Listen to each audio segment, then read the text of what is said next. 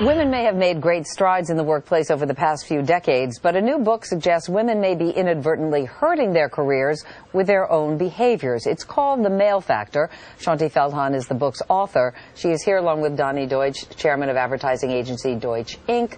Good morning to both of you. Good morning. So this is not a book you wrote overnight. It took you 7 years to compile this. You interviewed 3,000 men, conducted all these studies, determined that men and women perceive things differently when it comes to workplace etiquette, and some behaviors may actually hurt women. So I want to start with something that surprised you most in the research, and that has to do with the way men view emotion at work. Now, you're talking about women crying, or more than that? It's a lot more than that. I actually thought, we all know men are uncomfortable with emotions in the workplace.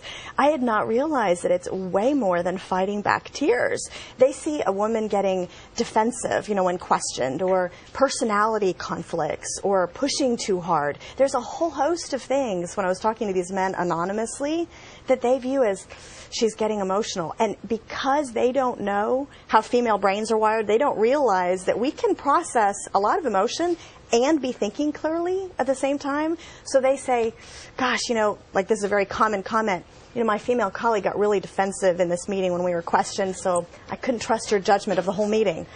I mean, we need to know some of these perceptions that they really think but never say. They're sort of scratching your head. Are you agreeing with this or not agreeing with this? Well, first of all, let me preface, I'm from the Bill Clinton School of Management. What does that mean? I've always surrounded myself with women smarter than myself. Right. So I'm a guy that built a very successful business with a lot of very powerful women. There are clearly differences in the workplace. One strength I found of women over men, women more collaborative.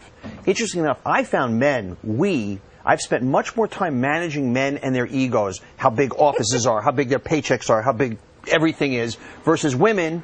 They want to be collaborative. They want to get paid fairly. So I've spent a lot more time managing the emotional ups and downs of men than I have of women. You talk about a male ego because in your book you found out that women can quite easily deflate a male ego without even realizing it. Yeah, and obviously it can be pretty damaging if you don't realize that that's what you're doing.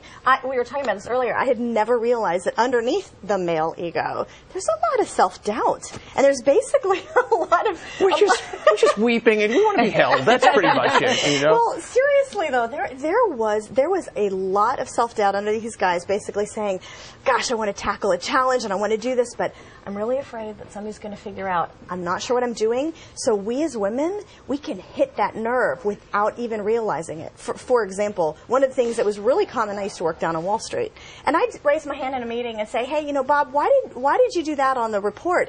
And I had no idea that Bob was basically hearing, when I'm asking a why question, he's basically hearing, are you challenging me? Are you saying that I don't know what I'm doing? But I don't know if that issue, frankly, that man might have that same reaction from any man asking that question. Well, that's exactly what I say in the book. Clearly, by nature, and obviously there's generalizations, but I found that to be true, having managed thousands of people, that men are more confrontational by nature. Men are more hunters by nature. That's what it is. But what's interesting, though... go ahead, Mary. No, I want to switch gears for a minute because you also conducted this test, which is very interesting, which is the difference maybe between men and women. You took 400 men, you randomly put them into two groups, then you introduced them to a woman who was going to talk to them about something, and depending on what she wore, the reaction was very different. So let's take a look at some of this tape first. Our marketing and research team recently pulled over 400 customers in Trendsetter stores all over the country to ask them for their top customer suggestions. Today, I will be briefing you on the 4 statements made most consistently by Trendsetter customers.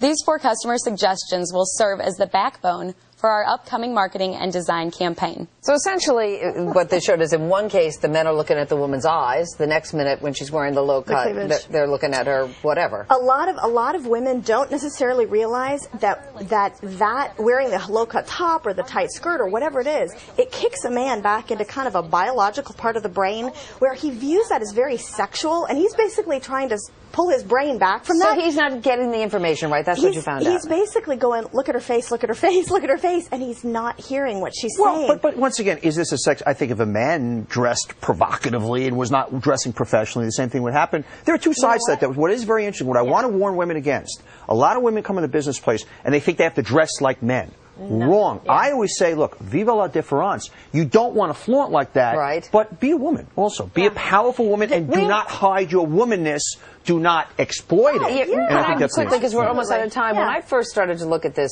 story, I got a little defensive myself. I felt like, why should I conform because a man doesn't think the way that I do? And I thought the same thing. And honestly, here's really the way I look at it. I used to work with large Japanese banks on Wall Street. I would never go into Japan assuming that I knew how that culture viewed the world and assuming that I knew how what I was doing and saying was being perceived. I'd have to do a little work to understand, you know what? Men have all of these internal expectations and assumptions. We got to do a little work. It doesn't necessarily mean that we have to agree with them. It doesn't necessarily mean we have to adapt. Just smack us around a little bit, straighten us out, and we'll get it right. We certainly need to know that what is going on inside their heads. So we can manipulate you. That's what we're just dumb cleavage-looking guys around here. By the way, when you did the two side-by-side, the crew in unison said, "I'm listening." So, you know, we have these tests, but then there's real. Oh, yeah. I don't know, guys, did you hear? All right. They were like, they're raising their hands. I heard. All right, you boob you. All right, the book is The Male Factor. You just can give me long enough on the air. I'll take it right down. You know I will.